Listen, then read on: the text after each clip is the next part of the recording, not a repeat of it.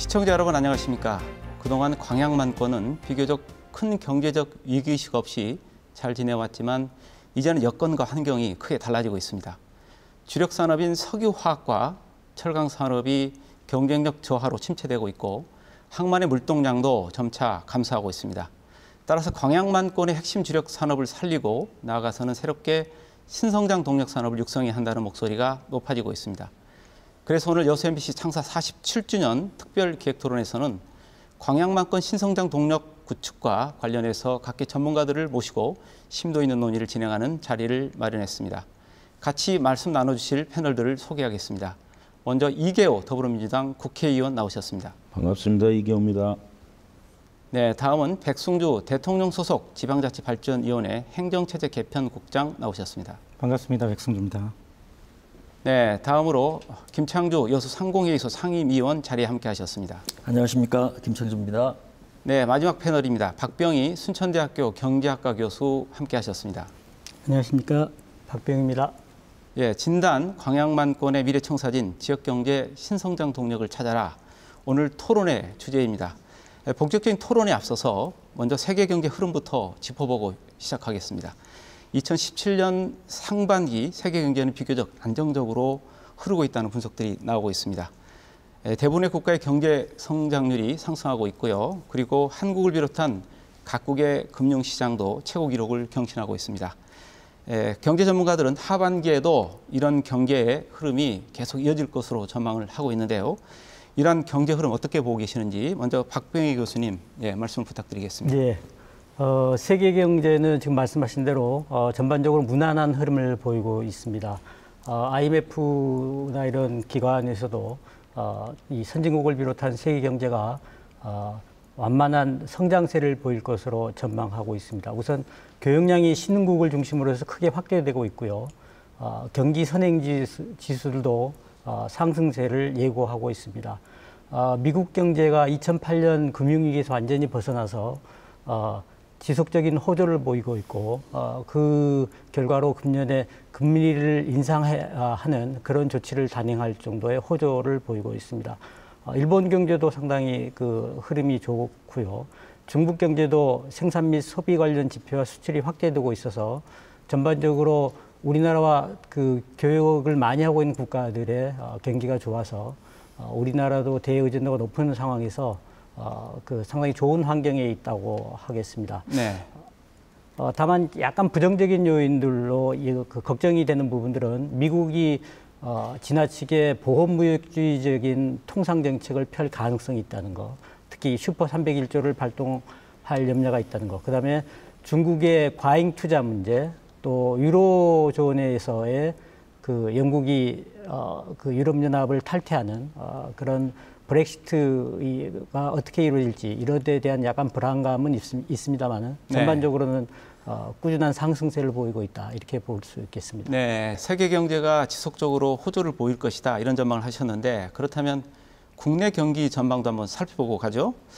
국내 경제 지표들 눈에 보면은 그렇게 수치들이 나쁘지는 않습니다. 그런데 세계 경제 회복세 그리고 특정 품목인 반도체 호황 때문에 이게 착시 효과를 일으키고 있다. 이런 지적들도 지금 나오고 있는 것 같습니다. 이런 국내 경제 상황 앞으로 어떻게 전망되는지 우리 백승주 국장님 말씀 좀 부탁드리겠습니다. 사장님께서 말씀하신 대로 최근에 국내 경제 회복세를 두고 착시 효과라는 지적이 있는 것이 사실입니다. 최근 우리 경제가 수출과 투자가 크게 늘어나고 있음에도 불구하고 이러한 증가세가 고용이나 소득 또는 소비 회복세로 이어지지 않는 것이 그 한 원인이라고 볼 수 있는데요. 실제로 지난 7월 달, 지난달에 수출이 전년 동월 대비죠. 작년 7월 대비 무려 19.5%나 늘었습니다.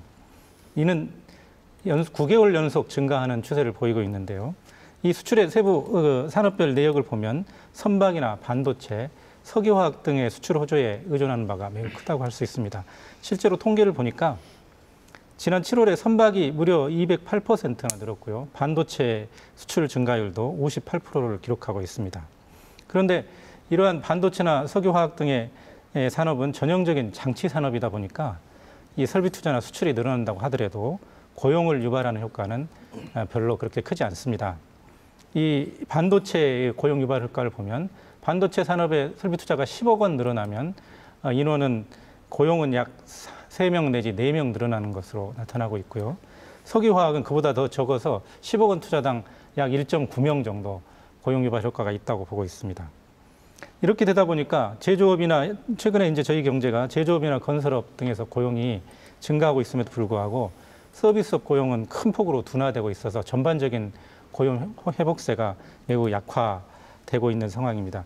이 아주 재미있는 통계인데요. 우리나라 네. 제조업의 로봇화율을 보면은요, 이 독일이나 일본에 비해서 훨씬 높습니다. 따라서 우리가 근로자 1만 명당 우리는 로봇을 활용하고 있는 대수가 약 530대인데 독일이나 일본은 300여 대 정도입니다. 그래서 우리나라가 로봇을 통한 자동화율이 훨씬 높게 나타나고 있습니다. 네.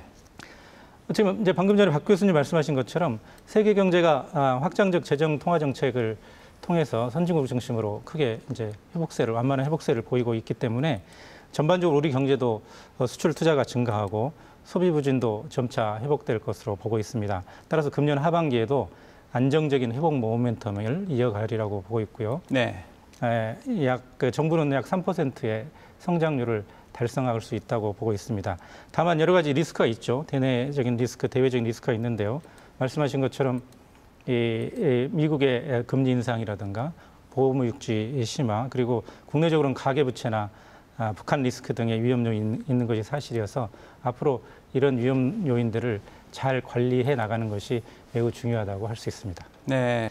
이제 저희가 직접적으로 관심을 갖고 있는 게 사실 지역 경제죠. 네. 그래서 지역 경제, 아마 세계 경제 또 국가 경제에 영향을 미칠 것으로 보는데, 우리 이계 의원님, 우리 지역을 조금 더 특화시켜서 광양만권 지역 경기와 경제 흐름 앞으로 어떻게 전망하고 계시는지 말씀 좀 부탁드리겠습니다. 뭐 광양만권은 이 주력 산업이 이제 철강, 석유가 아니겠습니까? 네. 그런 만큼 상당히 무역 의존도가 높은 그런 업종들이고요. 방금 두 분 말씀대로 지금 세계 경기, 특히 이제 G2라고 할 수 있는 미국과 중국의 경기가 뭐 완연하게 회복세를 보이고 있고, 또 그 외에도 뭐 국내 경기 역시 큰 조금 회복에 접어들었다는 그런 평가를 받고 있기 때문에 뭐 당연히 우리 지역 역시 영향을 받을 수밖에 없고요. 네, 그러겠죠. 또 이미 제가 방금 말씀드렸던 대로 무역 의존도가 큰 또 어떤 지역 경제의 구조 이런 측면에서 보면 세계 경제와 연동해서 이 지역 역시 뭐 분명히 네.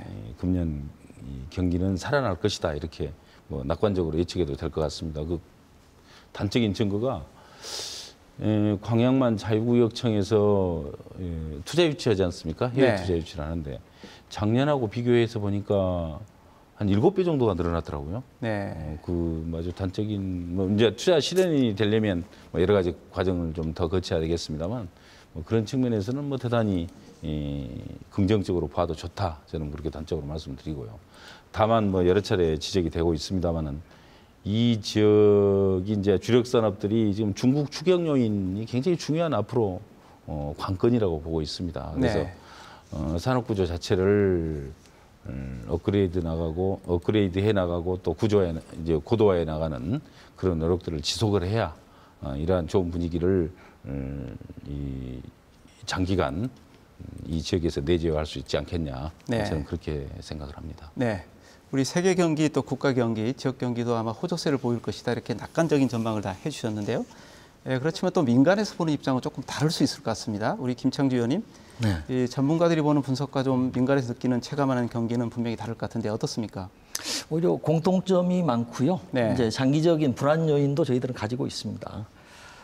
무엇보다도 작년에 이어서 올해까지 그 세계 경제가 회복되면서 석유화학 산업에서도 특히 그 기초 소재라고 하는 에틸렌에 대한 수요가 급증을 했어요. 네.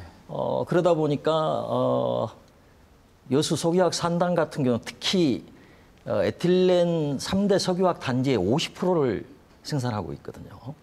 그래서 여수 국가산업단지에는 많은 그 덕을 보았다.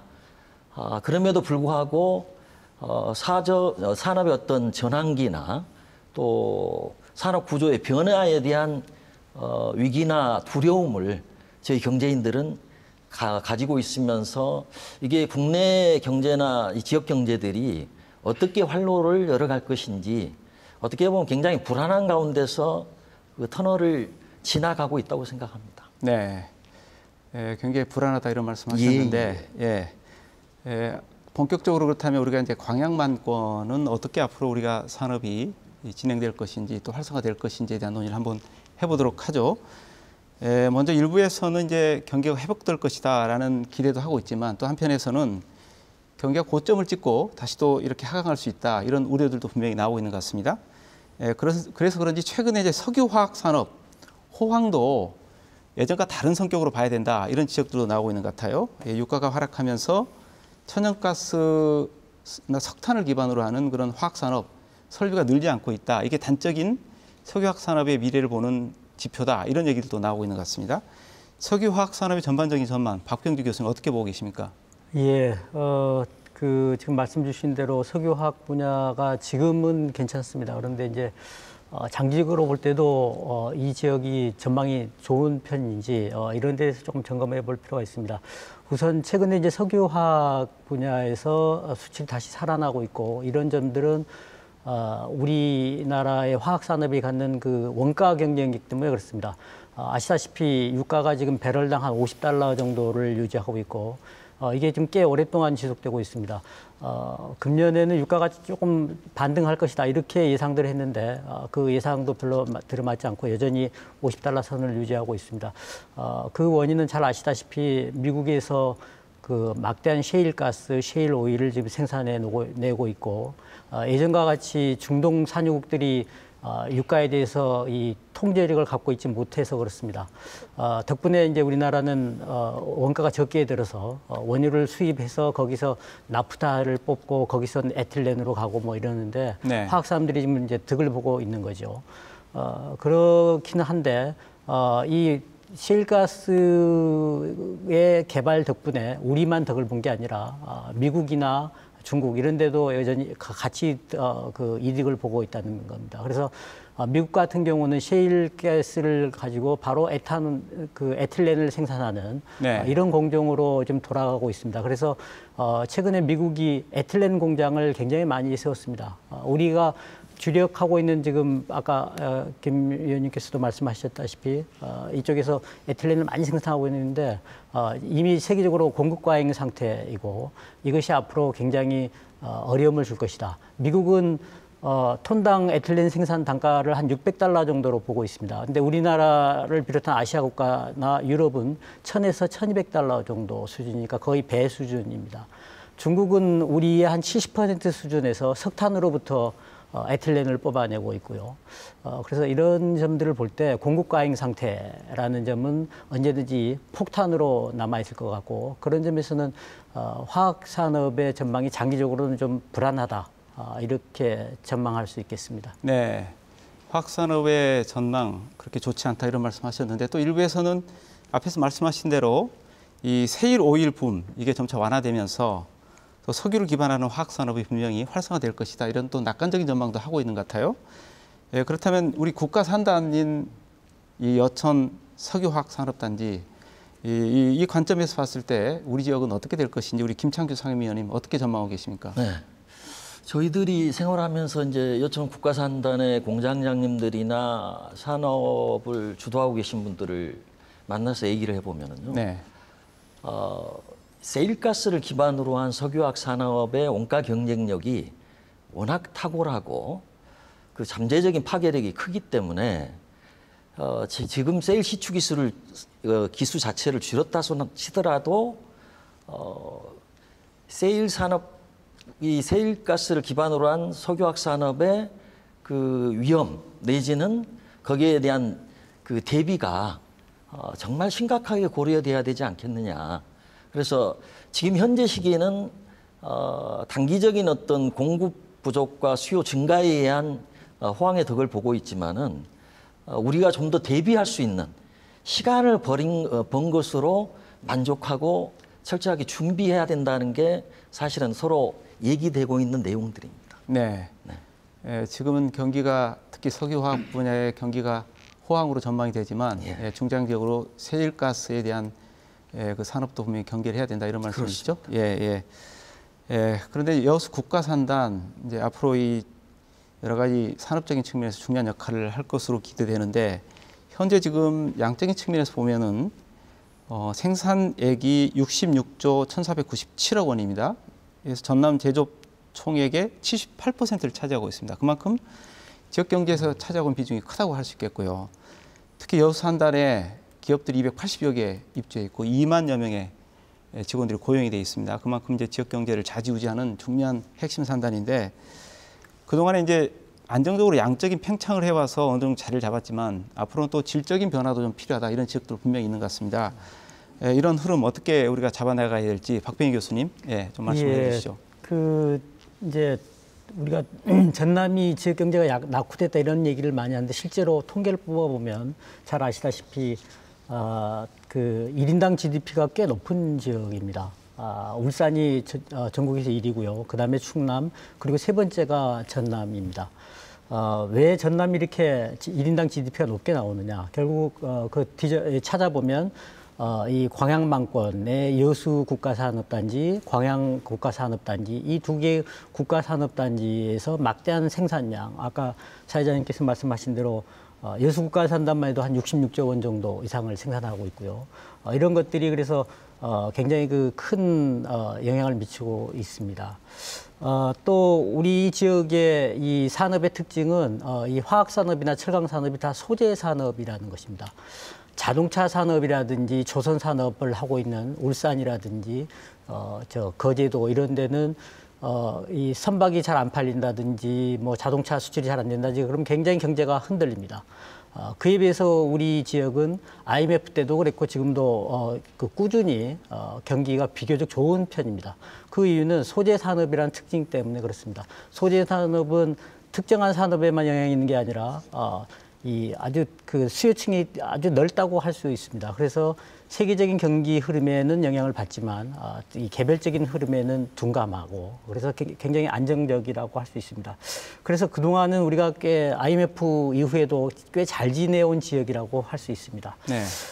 이제 그런데 그러면 앞으로도 괜찮을 것이냐? 그렇지 않다는 거죠. 앞에서 말씀드린 대로 셰일가스가 우리에게 유리하게만 작용하는 것이 아니라 세계적으로 영향을 많이 미쳐서 미국도 지금 에틸렌 공장을 많이 세워서 화학산업도 위험하고 또 중국도 셰일가스의 매장량이 세계에서 최대 지역이 중국입니다. 중국도 화학산업에 있어서 에틸렌 공장을 지금 천연가스에 의존하는 쪽으로 바꾸고 있습니다.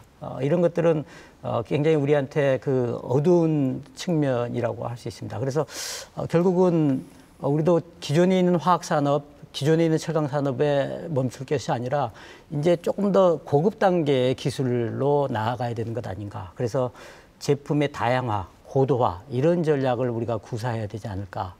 이렇게 생각합니다. 네, 제품의 다양화와 고도화 필요하다 이런 말씀하셨는데 우리 이계호님은 앞으로 우리 여수 국가산단 전망 어떻게 보고 계십니까? 가장 중요한 문제는 기술 문제라고 생각을 합니다. 네. 현재는 경쟁력을 충분히 가지고 있다고 보고 있고요. 다만 문제는 방금 말씀을 드렸습니다만 중국이 이제 무서운 추격을 하고 있지 않습니까?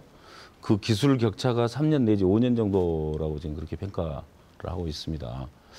이런 측면에서 지금 당장에 작년만 하더라도 대중국 수출이 지금 석유화학 부분이 약 150억 불 이상을 흑자를 내고 있는데 네. 이러한 흑자 기조를 계속해 나가기 위해서는 기술 격차를 더 벌려야죠. 그러죠. 3년, 5년이라고 하니까 그 5년 이내에 우리가 분명히 중국의 추격을 따돌릴 수 있을 정도의 이 기술의 어떤 고도화를 이룩하는 노력이 정말 이건 정부 차원에서부터 시작이 된다고 그렇게 보고 있고요. 네. 또 한 가지 방금 우리 이 박병희 교수님께서도 말씀을 해주셨습니다만은 이 지역이 이제 석유화학이면서도 주로 이제 납사나 에틸렌 같은 소재 산업이 중심입니다. 그래서 굉장히 국제 경기에 민감하고 또 경우에 따라서 이 가격의 등락폭이 굉장히 심해요. 네. 좀 비교적 안정적인 중간 소재 내지는 완제품을 생산하는 어떤 그런 일관 생산 체제를 지역 내에서부터 어떤 만들어 나가는 노력이 지금까지 수십 년 동안 필요성만 논의가 되었지 뭐 구체화가 되지 못하고 있거든요. 지금부터라도 시작을 해야 된다고 봅니다. 네. 그래서 뭐 그런 측면에서 앞으로 지금 당장의 어떤 호황이나 호경기에 만족해서 있어서는 안 되고 반드시 이제 그런 그 미래에 닥쳐올 어려움에 미리 대응하는 그런 그 선제적 자세가 지금 이때 가장 필요할 때가 아닌가 이런 생각을 하고 있습니다. 네, 미래 변화에 대해서 미리 좀 준비를 해야 된다. 그렇습니다. 예, 이런 말씀이신데 최근에 보면 여수 국가산단 공장 용지 증설이 또 본격화되고 있습니다. 아시다시피 여수 산단에 6개 기업이 2조 6천억 원 이상을 투자해서 66만 제곱미터 면적의 공장 용지를 지금 증설을 하고 있습니다. 지금 계획들이 지금 진행이 되고 있는데 이 여수 산단 증설 공사가 진행이 되면은 이제 지역 업체들이 많이 참여하게 되고 그래서 지역 경제 활성화의 계기가 될 것이다. 이런 전망들이 나오고 있습니다. 증설에 따른 고용 창출 효과 혹은 지역 경제 활성화에 어떤 영향을 줄 것인지 우리 김창주 상임위원 말씀 좀 해주시죠. 아마 이제 일반 시민들은 잘 모르실 겁니다만은 여수 국가산단에서 일을 하고 있는 우리 지역 협력 업체들의 기술력이나 시공 능력의 수준이 사실은 거의 아주 탑 클래스라고 할 수 있습니다. 이제 그렇게 된 배경도 있습니다만은 그래서 여수뿐만이 아니라 울산이나 서산의 어떤 공장 증설이나 새로운 신설 같은 경우도 여수 지역 업체들이 많이 참여를 하고 있습니다. 그래서 이제 일반적인 우려와는 달리 지역 업체들이 굉장히 적극적으로 환영받을 수밖에 없고 참여될 수밖에 없을 것이다. 네. 그거에 대한 우려는 뭐 저희들은 하지 않고 있고요. 이제 더불어서 우리 지역의 건설 시민들이 지역을 떠나서 서산이나 멀리 울산까지 가서 일하는 그런 고충들이 많이 완화될 것이다. 네. 그런 측면에서는 저희들은 굉장히 기대하고 있고요. 많이 또 준비들을 서두르고 있습니다. 예, 지역 입장에서 많은 기대가 된다 이런 말씀이시죠? 예. 네, 준비도 잘하고 계신 것 같은데 여수 국가산단 첫 공장 건설 이후에 현재 50년째 공장이 가동 중입니다. 예, 그래서 이제 일부에서는 요 산단에 입주한 업체들 설비 개선 이루어져야 되고 또 그렇게 되기 위해서는 산단의 환경을 체계적으로 좀 관리하는 것들이 필요하다 이런 지적들이 계속 나오고 있습니다. 그런데 이제 이 산단의 환경 관리가 실제로 지금 보면은 이 전라남도에서 이걸 관리를 하고 있습니다. 그래서 여수시 입장에서는 여수시로 이양이 돼야 된다 이런 주장들이 제기가 되고 있는데 이게 지금 전남도에서는 이 문제가 광역 환경 문제이기 때문에 기초단체로 이양할 수 없다 이런 입장인 것 같습니다. 감독권 이양 어떻게 정리돼야 하는지 우리 이기 의원님 어떻게 보고 계십니까? 네. 그거 좀 민감한 사항인데요. 제가 전직이 공무원 출신 아닙니까? 네, 그렇죠. 전남의 도에서는 부지사를 했고 또 이 여수에서도 부시장을 했어요. 제가 여수에 있을 때 보니까 환경 산단 관리권 전부 다 여수시로 이관해야 되겠더라고요. 네. 그러다가 다음에 이제 전남에 가서 보니까 또 전남 얘기를 들어보니까 그 얘기도 또 일리가 있어요. 방금 말씀하신 것처럼 산단에 발생하는 환경 재반 문제들은 상당히 광역적으로 영향을 미치는 광역적 사무가 틀림없거든요. 그렇죠. 네. 그래서 그런 측면에서 보니까 또 그 도의 얘기도 일리가 있는 얘기예요. 그래서 저도 상당히 난감했던 적이 있는데 다행인 것은 그나마 1종과 2종 비교적 규모가 큰 한 60개 남짓 업체들이 해당이 됩니다만 그건 이제 도에서 직접 관리를 하고 그다음에 3종부터 5종까지 약 120개 업체가 이제 해당이 되는데 그건 이제 여수시로 그동안 이관을 해왔지 않습니까? 네. 근데 문제는 주로 이제 여수 산단에서 발생하는 사고들이 대부분 1, 2종 업체에서 지금 발생을 하고 있습니다. 네. 그건 뭐 어떻게 볼 수 있냐면 아무래도 관리권을 비교적 물리적 공간 거리가 있는 도에서 관장을 하다 보니까 세밀한 관리가 좀 덜 된 거 아니냐는 그런 의구심을 당연히 받는 거죠. 네. 그래서 그런 측면에서 보면 이 소위 이 지역에 가까운 자치단체가 환경 전반을 관장을 하고 그 대신에 그 여수시에 대한 감독권을 또 도가 갖는다면 산단에 대해서도 뭐 간접적인 감독권을 같이 갖게 되지 않겠습니까? 도 입장에서 볼 때는. 네, 그렇죠. 뭐 그런 식의 원활한 어떤 이 합의 방안을 좀 도출을 해서 이 여수 시민들이 좀 안심할 수 있는 관리 체계가 좀 빨리 구축이 됐으면 하는 바람을 가지고 있습니다. 네. 이계 의원님 입장에서는 이제 이 지역에 여수시 쪽으로 이관이 돼야 된다 이런 말씀이신데 그 대신에 이제 도에서 예. 일정한 정도의 관리 감독을 여수시에 대해서 좀 강화하는 네. 그런 방향으로 당연히 보완책을 좀 그렇게, 만들었으면 좋겠습니다. 예, 진행이 돼야 될 것 같습니다. 김창주 상임위원 예. 지역 입장에서 이계 의원 의견에 동의하시죠? 예, 저도 예. 이제 기본적으로 우리 이계 의원님의 그 의견에 동의를 하는데요. 환경권이라고 하는 게 주민들이나 이 중소기업인들 또 지역 공동체의 입장에서 보면은 단순한 어떤 국가 사무이기 이전에 이거 국민의 기본권이고 또 아울러서 생존권과 연관돼 있고 어떻게 보면은 자기 행복 추구권이라고 하는 것과 밀접하게 연관돼 있다는 네, 거죠. 그렇죠. 그런 측면에서는 가까이 있는 지방자치단체가 정말 지대한 관심을 가지고 세밀하게 관찰해야 된다, 관리해야 된다. 이런 기조는 저는 뭐 대세라고 생각합니다. 그러나 이제 문제가 우리의 지역 행정이나 정치들이 지금까지 순수 목적으로만 그렇게 기능하고 작용하지 않았다는 데 저는 문제가 있다고 봅니다. 그렇게 됐을 때 이 환경권을 악용하는 또는 남용하는 이런 거는 결국 생산자 내지는 지역의 투자 유치 환경을 악화시킬 소지도 있다. 그래서 우리 내부에 어떻게 보면 좀 절제되고 그러면서도 전문화된 그런 준비와 노력이 필요하다고 생각합니다. 네, 지역 내부의 준비도 필요하고 노력도 그렇습니다. 필요하다 이런 예, 말씀이시네요. 환경권 네. 관련해서 잠깐만 저도 좀 덧붙이고자 하는데요. 사실은 이제 환경 문제에 있어서 관리권을 어디다 둘 것이냐 이것은 이 환경 예를 들어 대기오염 물질이 나온다 그러면 그것이 여수 지역에만 영향을 미치는 것이 아니라 여수 주변의 광양이나 순천 이런 데도 영향을 미칠 수 있고 이런 점에서 보면 여수라는 기초자치단체에만 맡겨두기에는 또 어려운 점도 있을 겁니다. 그래서 한편으로는 여수시가 관장해야 되는 측면도 있지만 아까 이계 의원님께서 말씀하신 대로 광역자치단체도 관여를 해야 되는 부분일 수밖에 없는 그런 그 특징이 좀 있는 것 같습니다. 그래서 저는 양쪽 다 좀 참여를 하고 뭐 또 보다 그 밀접한 관련이 있는 기초자치단체가 좀 더 많이 관여해야 된다 뭐 이렇게 생각합니다. 네. 그런데 이제 지역 기업 또 지역 산업이 육성되기 위해서는 정부 입장에서는 규제를 완화해 줘야 되고 또 지역은 앞에서 말씀하신 대로 가급적 기업들이 활동할 수 있는 여러 가지 여건들을 잘 조성해 줘야 됩니다.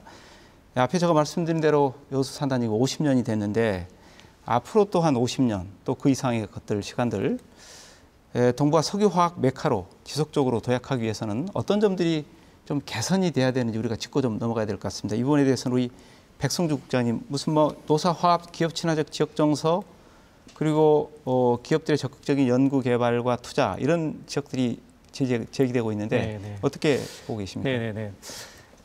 기업의 입장에서는 이제 중요한 게 이제 규제 완화를 해달라는 요구가 많고요. 네. 또 한편으로는 기업 운영에 있어서 노동의 유연성을 확대해달라는 그런 요구가 많습니다. 그래서 이 두 가지 점을 좀 말씀을 드리면요. 우선 뭐 규제가 기업 활동의 걸림돌이 돼서는 안 되겠죠. 기업 성장을 가로막아서는 안 되는 요인입니다. 그래서 특히나 이제 현재 진행되고 있는 4차 산업혁명 시대에는 정부도 이 새로운 어떤 규제 개혁의 새로운 패러다임으로 접근해야 될 필요가 있다고 생각을 합니다.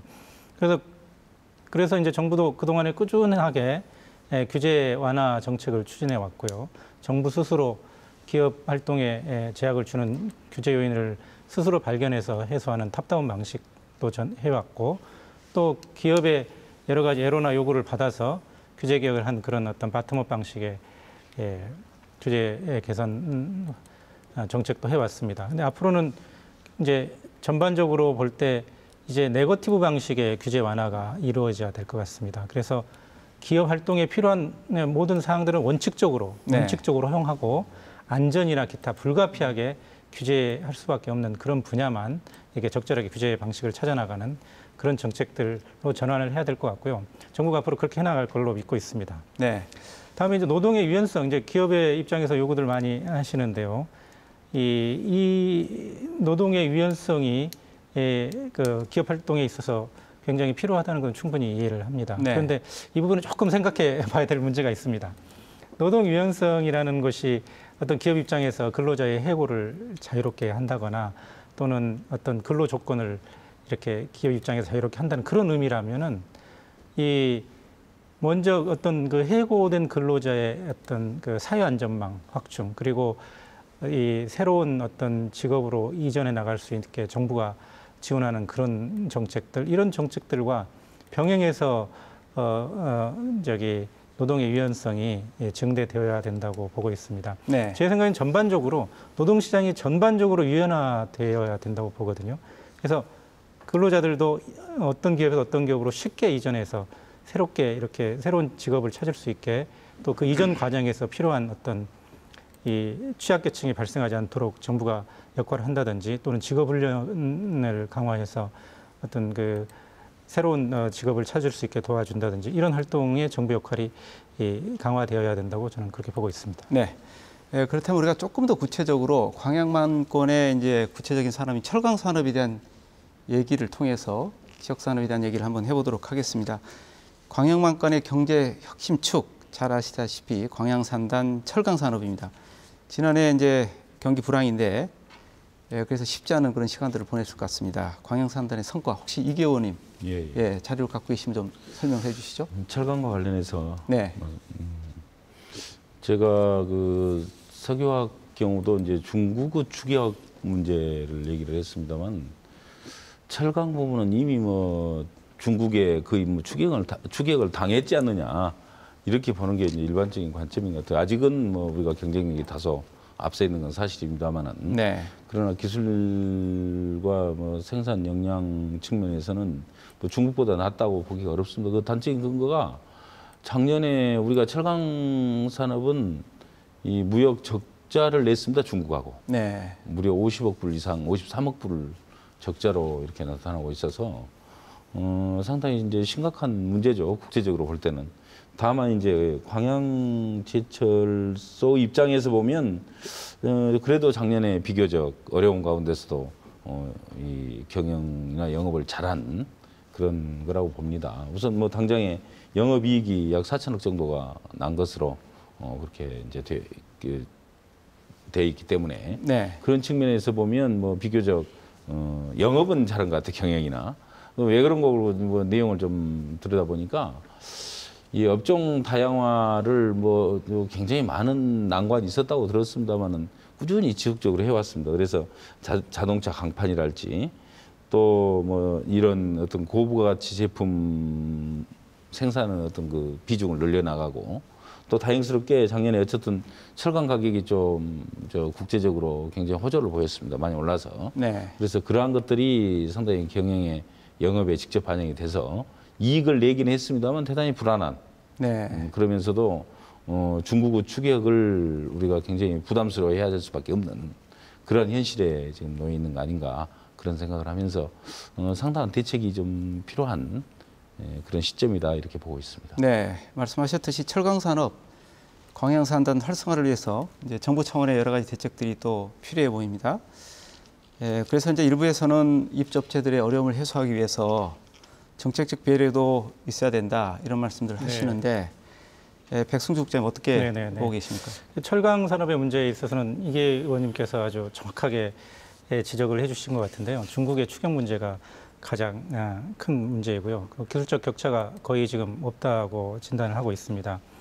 그리고 세계 경제가 이제 완만한 회복세를 보이고 있지만 전반적으로 철강에 대한 수요는 줄어들고 있고요. 그래서 중국도 이 잠재 성장률이 점차적으로 떨어지면서 철강 수요가 줄어들고 있는 상황입니다. 반면에 공급은 지금 과잉 상태에 있죠. 그래서 당분간 철강 산업의 그 어려움은 이제 지속될 걸로 보고 있는데요. 근데 제가 보니까 광양산단의 입주업체들이 이제 대부분 포스코 이제 제철 회사의 협력사이거나 또는 철강 관련 업체들이더라고요. 그래서 이 포스코가 앞으로 그 철강 생산량을 줄이거나 또는 새로운 사업 영역으로 진출한다고 할 때 그 포스코 협력사들이 어떻게 적절하게 이걸 따라가느냐 하는 것이 가장 큰 문제가 아닌가 싶습니다. 따라서 철강 산업의 이제 구조 고도화라든가 또는 포스코가 주력 업종을 어떻게 바꿔 나가느냐 이런 것을 잘 주시해 나가면서 광양산단업 입주업체들이 적절하게 업종 다각화 등의 대책을 추진할 필요가 있고요. 물론 이 과정에서 정부도 적극적으로 어떤 정책적 지원과 배려가 뒤따라야 될 것이라고 생각합니다. 네. 저희가 이제 광양 산단에 대한 얘기를 했는데 이 광양항에 대해서도 우리가 한번 얘기를 해보도록 하죠. 광양항 개장 20년이 됐습니다. 그래서 최근에 전체적인 물동량이 점차 늘어나고 있다. 뭐 이렇게 이제 지표들은 나오고 있습니다만은 현재 한진아운 사태 그리고 국내외 항만 여건 변화 이런 것들로 인해서 컨테이너 물량이 점차 줄어들고 있습니다. 그래서 광양항의 물동량 우리가 좀 관심을 기울여야 되는데 현재 상태가 어떻습니까, 박병희 교수님? 예, 이제 광양항이 개장한 지가 20년인데요. 네. 그 컨테이너 물동량은 당초의 기대와는 다르게 굉장히 지금 아직도 저조한 편이고요. 최근에 이제 그 외에 뭐 자동차 수출 항으로서 그걸 활용한다든지 이렇게 해서 물동량은 많이 늘었습니다. 그래서 총 물동량 중에서 수출입 물동량이 굉장히 많아서 수출입 물동량으로 치면 국내 1위를 지금 차지하고 있고요. 전체 물동량으로는 2위 정도 수준입니다. 이제 인천항이 따라와서 뭐 3위로 밀릴 가능성이 있긴 합니다만은. 네. 그래서 전반적으로 수출입 물동량으로서는 아직 괜찮은 편입니다.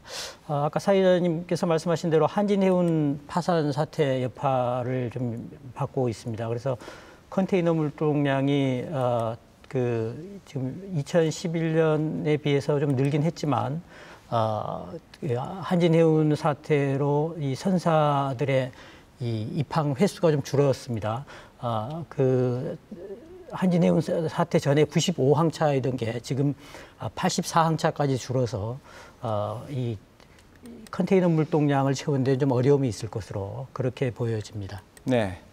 현재 그러면은 2위를 유지하고 있네요. 예, 그렇습니다. 일부에서는 3위라는 그런 또 지역들도 있습니다.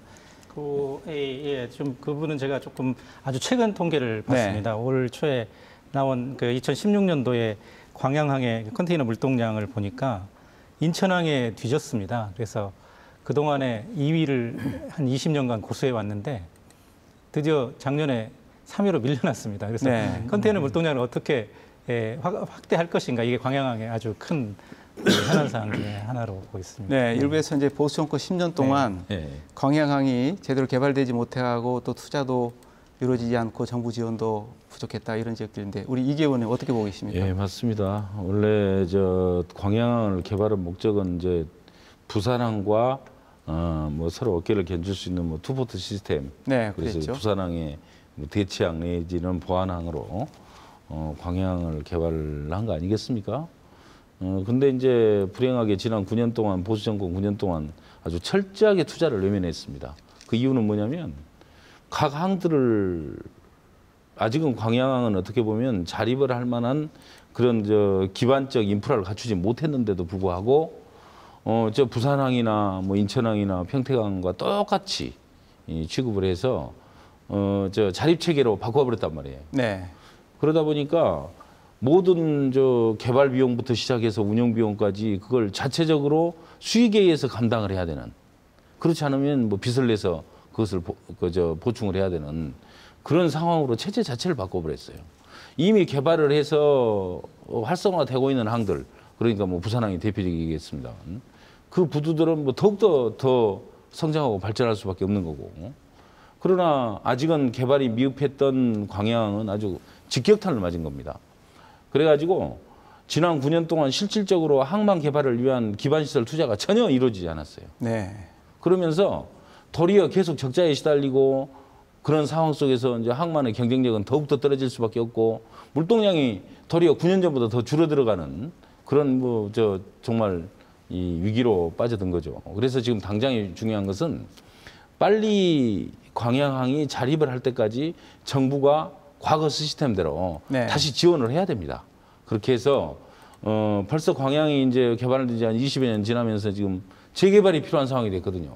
그래서 항만 재개발을 정부 주도로 시작을 하고 그렇게 해서 경쟁력을 빨리 끌어올리고 그렇게 해가지고 이제 자립할 수 있는 기반을 먼저 만들어주는 게 지금 가장 시급한 과제라고 생각하고 있고요. 네. 다행히 문재인 대통령 공약에 이제 그런 부분들이 적시가 되어서 또 국정계획에도 상당 부분이 반영이 돼 있고 해서 기대를 크게 갖고 있습니다. 네, 정확하게 지적해 주셨네요. 지금 제가 데이터 보니까 광양항 원래 16선씩의 컨테이너 부두를 건설했습니다만 지금 4개의 선석은 네. 뭐 컨테이너로도 쓰지 못하고요. 네, 활용을 못하고 일반 있고 벌크로 일반 화물부두로 쓰고 있는 그런 형편이거든요. 네, 12선석만 지금 운영하고 있네요. 그렇습니다. 그리고 거기도 지금 가동률이 59%에 머물러 있습니다. 그래서 이제 무엇보다도 이 물동량, 다시 말해서 화물 창출이 필요해 보이는데 네. 정부에서 적극적인 좀 대책이 필요해 보입니다. 이 부분 어떻게 해결해 나가야 될지 우리 백승주 국장이 네. 말씀하신 대로 광양항 이제 활성화 대책이 매우 시급한 상황이고요. 의원님, 이계호 의원님 말씀하신 대로 이제 대통령 공약에도 들어 있고요. 이 국정과제 중에 하나도 네, 그렇죠. 이제 채택되어 있습니다. 우선 광양항의 이제 그 물동량 창출을 위해서 여러 가지 대책이 필요하겠습니다만은 우선 중요한 것은 배후 산업단지를 확충할 필요가 있습니다. 그래서 그 배후 산업단지에 이 융복합형 신산업을 좀 창출하고요. 세계 유수 기업을 유치한다든지 해서 종합적으로 이 물동량 창출을 위한 그런 어떤 종합적인 대책이 만들어져야 될 것 같고요. 그리고 그와 동시에 이제 여러 가지 그 항만 매립지 율촌지구 있지 않습니까? 그런 항만 매립지를 활용해 가지고 물류와 산업의 어떤 클러스터를 조성한다든가 이를 통해서 신성장 산업을 유치해 가지고 그런 산업단지로 육성해 나가는 전략이 필요하고요. 또 대통령 공약에서도 있습니다만은 유효항만 시설을 활용해 가지고 해양산업, 여러 가지 다양한 해양산업의 클러스터로 지정해서 개발하는 것도 필요하다고 봅니다. 네. 아까 사회자님 말씀하신 것처럼 지금 그 16선석 중에 지금 약 4선석이 활용을 못 하고 있는데 사실은 제 생각엔 그렇습니다. 이 4선석을 자동차 전용 부두로 이게 바꿔가지고 앞으로 이 자동차 환적의 중심 항만으로 개발해 나가는 것도 한번 검토해 볼 필요가 있다고 저는 그렇게 보고 좋은 있습니다. 제안이시네요. 이 4차 산업혁명 시대 우리 광양만권 또 우리 지역 경제 활성화하기 위해서 어떤 대비들이 필요한지 잠깐 좀 짚고 넘어가도록 하겠습니다. 우리 김창주 상임위원님, 우리가 어떻게 대비를 해야 될까요? 저희들은 광양만권이야말로 4차 산업혁명이 일어나야 될 최고의 적지라고 생각합니다. 네. 왜 그러냐면은 4차 산업혁명이 진행되고 있는 그 사례들을 저희들이 분석을 해보면은 어디나 다 산업 기반이 상당히 진행되었던 곳입니다. 근데 여수, 광양, 순천이야말로 국가산단이 엄연히 존재하고 있고 또 그러한 것들이 변화를 해야 될 시기에 들어와 있고 그래서 이게 지역의 고민뿐만이 아니라 정부나 국가의 고민들이 지금 이제 이루어져야 될 때라고 보거든요. 더구나 또 여기는 항공이나 항만이나 이 철도나 전반적인 어떤 그 인프라들이 구축이 다 되어 있습니다. 근데 제가 한 가지 여기서 좀 언급을 드리고 싶은 것은 또 4차 산업혁명으로 변화하고 있는 도시들의 공통점이 뭐냐면은 이게 연구 인력이나 젊은 영재들이 반드시 모여 있다는 겁니다. 그래서 저희들이 봤을 때는 여수야말로 포항공대나 또 광주 과학기술원이나 또 울산과학기술원 이런 것과 같은 여수에 아니면 꼭 우리 광양만권 안에 전남이나 여수과학기술원이라는 영재를 공급하고 산단과 결합시킬 수 있는 이렇게 해서 이 사람들이 어떤 새로운 직접 취업도 필요하겠지만은 새로운 산업을 일으켜내는 불꽃이 될 수 있는 지금 뭔가가 용광도라고 그럴까요? 이게 빠져 있다. 그래서 전반적으로 지금 논의되고 있는 것 가운데서 광양만권이야말로 규모는 적더라도 질 높고 정말 폭발력 있는 그런 대학이 필요한 곳 아닌가. 이렇게 좀 고민들을 하고 있습니다. 네, 대학을 포함해서 다양한 대응이 필요하다 이런 말씀하셨는데 우리가 분명히 이제 기회로 이걸 잘 활용을 해야 될 것 같습니다. 그런 측면에서 일부에서 이 광양만권의 IT 산업 그리고 공해 한국 우주 산업 이거와 우리 4차 산업혁명과 연결시킬 수 있지 않냐 이런 지적들이 있습니다. 그런 제안들도 있는데 우리 백승주 국장님, 네, 어떻게 해야 될까요? 예, 말씀하신 대로 4차 산업혁명이 이제 광양만권의 IT 산업에 큰 영향을 줄 것으로 예상하고 있고요. 이뿐만 아니라 물류 그리고 이제 앞으로 육성할 신산업에도 크게 영향을 미치리라고 보고 있습니다. 예를 들면은 IT를 활용한 네트워크 기술하고 인공지능 기술이 결합해가지고 첨단 물류 산업이 일어날 것으로 예상하고 있습니다. 예를 들면 상품을 컨테이너에 적재할 때 그리고 컨테이너에 싣고 바다에 이제 배가 바다에 나가서 이제 최적의 항로를 찾아 나갈 때 그리고 부두에 접안하고 화물을 내려서 컨테이너를 내려가지고 자율주행 화물차에 실어서 최종 수요차로 갈 때 이러한 과정에서 네트워크 기술이나 또는 여러 가지 그 빅데이터 기술들이 활용돼 가지고 이런 것들이 접목돼서 아주 극적인 어떤 물류 산업의 그 기술적 변화가 일어나리라고 보고 있습니다. 물론 우주 항공 산업도 큰 변화가 있을 거로 보고 있는데요. 우주 항공 산업에서 우리가 주목해야 될 산업은 드론입니다.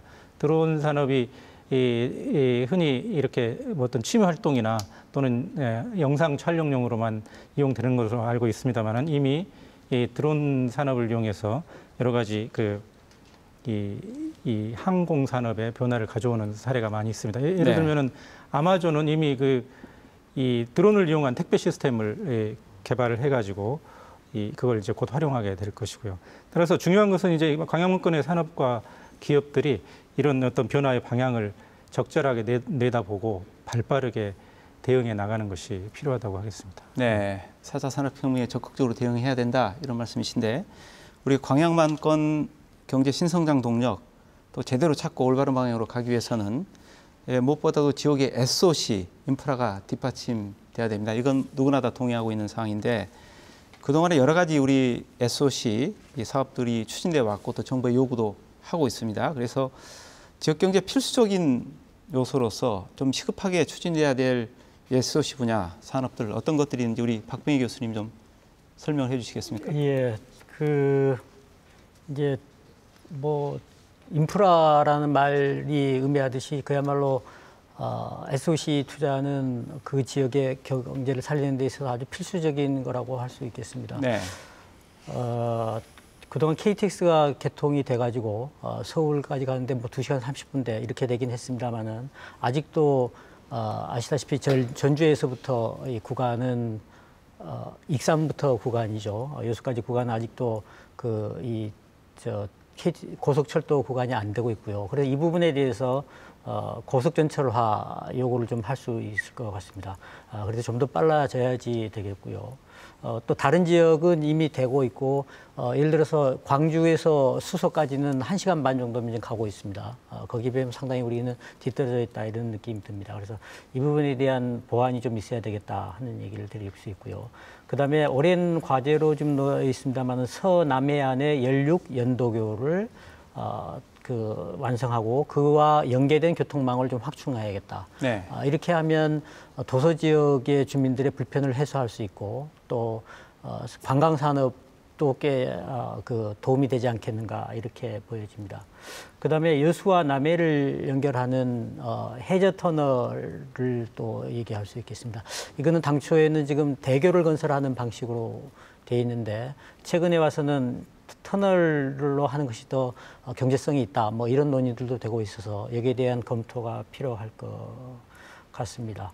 그 외에도 이 기존의 경전선 구간을 활용해서 부산에서 목포까지 그 구간을 남해선이라고 따로 이름을 붙여서 이것을 고속전철화하는 방안에 대해서도 오래전에 얘기가 나와 있습니다. 네. 이거는 이제 동서화합 측면에서도 필요하고 특히 우리나라 교통이 지방에서 수도권으로만 연결되는데 집중되어 있는 데 비해서 동서간 교통망이 좀 충분히 않다 이런 반성에 대한 반성으로서 나온 방안이라고 생각합니다. 예. 이런 것들을 좀 갖출 필요가 있겠다. 예, 이 SOC 사업들 이제 정부의 공약 그리고 앞으로 계획들에도 포함이 돼 있고요. 근데 핵심적인 게 이런 사업들을 추진하려면 예산이 확보돼야 되거든요. 이제 국회 쪽의 노력도 필요하고 우리 이기호 의원님 어떻게 예산을 확보해서 앞으로 어떻게 추진할 계획이신지 좀 정리를 해주시죠. 방금 우리 박병희 교수님 말씀 주셨는데 이 소위 전라선 문제, 네.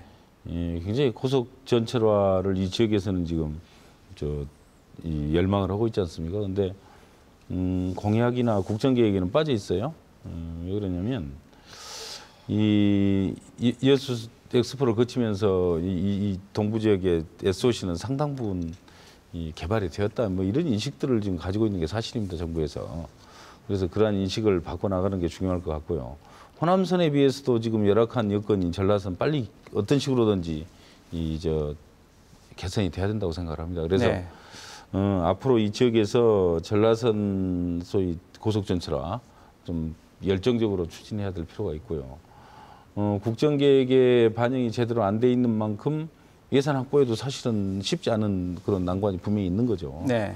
그래서 지역 정치권 또 지역의 지방자치단체 뭐 함께 노력을 해서 예산 확보에 좀 더 노력을 하고 힘을 써야 되는 그런 상황이라는 점을 분명히 말씀드리고요. 어쨌든 지금 상황에서 국회 심의 과정에서 어떻게든지 소위 쪽지 예산이라고 그럽니까? 네. 그런 약간 편법을 동원하더라도 지역민들의 여러 같은 이런 어떤 수건을 바탕으로 해가지고 그걸 논리로 해서 좀 강하게 정부를 압박하는 그런 노력들이 지금 필요한 시점이라고 보고 있습니다. 네. 의원님도 많은 노력 기울여 주시라고. 뭐 당연하죠. 예, 저희가 전남에 기대하겠습니다. 제가 광주 전남의 유일한 여당 의원인데 네. 저도 노력 열심히 하겠습니다. 네. 저희가 이제 오늘 광양만권 경제 활성화 어떻게 할 것인가 70분 토론을 했는데 벌써 시간이 다 됐습니다. 그래서 마지막으로 우리 광양만권의 이 지속 성장, 새로운 변화, 그리고 침체된 지역 경제 활성화를 위해서 우리가 앞으로 어떻게 해야 될 것인지에 대한 말씀을 중심으로 마무리 말씀 부탁드리겠습니다. 먼저 우리 백승주 국장님, 네. 부탁드리겠습니다. 네, 저 이제 오늘 토론을 마무리하면서 이 토론 과정에서 이야기가 있었습니다만은 4차 산업혁명을 다시 한번 언급하지 않을 수가 없습니다. 이미 말씀드린 대로 4차 산업은 이미 시작되었고요. 그리고 그 4차 산업이 가져올 그 변화와 혁신은 이미 진행 중에 있습니다. 이 4차 산업혁명은요, 산업 구조는 물론이고 기업 운영 방식, 그리고 일하는 방식, 소비자의 소비 행태, 그리고 생활 방식 전반에 걸쳐서 매우 큰 혁명적 변화를 가져올 그런 것들입니다. 여러 가지 과학 기술들이 결합돼서 이 4차 산업혁명을 이끌고 있는데요. 인공지능이라든가 로봇 기술, 빅데이터, 3D 프린팅, 나노 바이오 기술 등 거의 모든 분야의 정보 지식 기술들이 총체적으로 결합해가지고 이 급속한 기술 변화를 가져오고 있습니다. 이 4차 산업혁명은 특히 노동시장에 가장 큰 변화를 가져오리라고 전문가들이 보고 있습니다. 옥스퍼드 대학의 경제학자인 칼 베네딕트 프레이 교수의 연구에 의하면 향후 10년 내지 20년 동안에 미국이 현재 갖고 있는 직업의 약 절반 정도가 사라질 걸로 그렇게 예측을 하고 있습니다. 네, 짧게 마무리 좀 해주시죠. 네네네. 그래서 저는 그렇습니다. 이 광양만권 산업과 기업의 이 파괴적 혁신을 좀 주문하고 싶습니다. 그래서 이 4차 산업혁명은 무한한 기회이고 도전입니다. 그래서 이 기회를 먼저 내다보고 지혜롭게 대응하기 위해서 기업이나 노동자 그리고 지방자치단체 그리고 지역 주민 그리고 정부가 다 함께 동참해야 되리라고 생각합니다. 네. 감사합니다. 네. 예, 좋은 말씀 감사합니다. 예, 이어서 박병희 교수님 마무리 말씀 부탁드리겠습니다. 네, 흔히 우리가 그 정부에게 대고 뭐 해달라 정책적인 지원 필요하다 이런 얘기를 많이 하는데 그것과 함께 민간의 노력도 굉장히 중요하다고 생각합니다. 민간의 활력을 돋우는 정책 지원도 필요하고 그다음에 우리 사회적으로는 우리 사회 자체가 좀 더 수준 높은 사회가 돼야지 우리가 선진국으로 갈 수 있다고 생각합니다.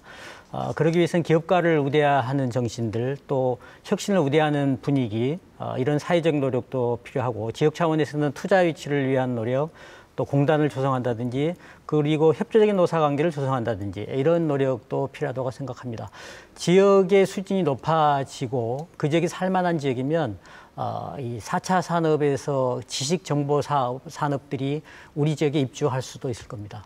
그렇지 않으면 대도시로 몰려갈 겁니다. 그런 차원에서 우리 지역이 조금 더 수준 높은 지역, 그런 사회가 되었으면 합니다. 네, 감사합니다. 김창주 상임위원님, 마무리 말씀 부탁드리겠습니다. 네. 오늘의 이 논의가 단초가 되어서 또 지역의 대응이나 준비들이 잘 다듬어지고 이 결과로 우리의 2세나 젊은이들이 이 지역을 떠나지 않고 오히려 외부에서 우수한 영재들이나 인재들이 유입이 되어서 광양만권의 발전이 지속되기를 바랍니다. 네, 감사합니다. 감사합니다. 네, 마지막으로 우리 예. 유태 의원님, 네, 마무리 말씀 저는 부탁드립니다. 본질적인 문제 한 가지 말씀을 드리고 싶습니다. 마지막으로 광양만권은 비교적 다른 지역에 비해서 이제 산업적 기반이 상당히 고도화된 지역으로 그렇게 평가를 받고 있습니다. 그러나 그것과 함께 시간이 지나면서 지금 경쟁력이 문제가 되고 있습니다. 경쟁력이 많이 떨어진다는, 또 떨어질 수밖에 없다는 그런 평가를 또 함께 받고 있기 때문에 지역 내 R&D 부분에 대한 좀 투자를 확대를 해서 하루빨리 경쟁력을 회복을 하고 또 도저히 경쟁력 회복이 어려운 분야에 대해서는 과감하게 또 산업구조 개편을 해나가고 그러한 어떤 이 자생적인 노력이 지역에서부터 이루어져서 그게 이제 이 정부로 하여금 관심을 갖도록 만드는 그러한 어떤 이 구조를 그를 만들어 가야 될 그런 상황이 지금 있습니다. 그런 점을 함께 고심을 하면서 지역민들의 총화, 의지를 좀 모아가는 노력이 필요한 시점이라고 보고 있습니다. 네, 말씀 감사합니다. 광양만권은 산단, 항만, 교통 등의 인프라 발달로 성장 잠재력이 높은 지역입니다. 오늘 토론에서 논의된 바와 같이 광양만권의 잠재 역량이 큰 만큼 지속적이고 효율적인 개발과 함께 신성장 동력 구축에 우리 모두가 함께 지혜를 모아야 할 때라 생각됩니다. 4차 산업혁명으로 산업 분야의 새로운 변화가 시작되고 있습니다. 광양만권 경제 위기도 새로운 관점에서 창조적 파괴와 혁신을 통해 또 다른 기회를 찾아야 한다는 말씀을 드리면서 오늘 토론 마무리하겠습니다.